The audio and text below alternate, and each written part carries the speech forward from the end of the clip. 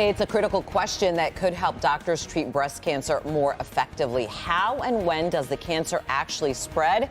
Tonight, researchers are one step closer to an answer. So when it comes to breast cancer, catching it early is the best way to prevent the cancer from spreading. But if it does spread, does the time of day matter? Yeah, that's a really good question. Our Dr. Frank McGeorge is here now with new research that suggests it might.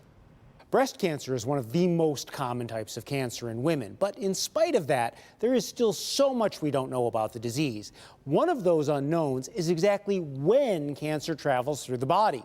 Now, a new study is offering new clues.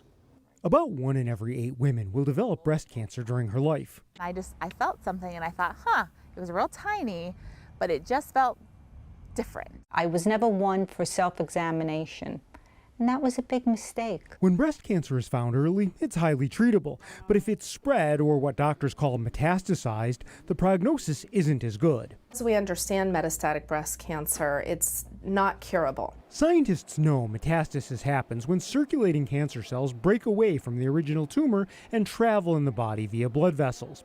Until now, researchers assumed tumors released cells continuously and haven't known much about when tumors spread.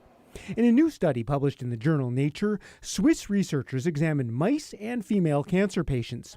They found circulating cells that later form metastasis mainly arise during sleep. In other words, when a person or animal is asleep, the tumor seems to wake up.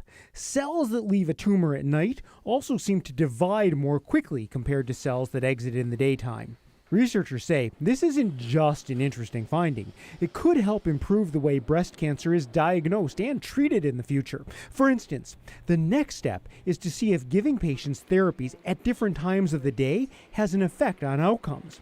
New information that could change how doctors manage women with breast cancer in the future.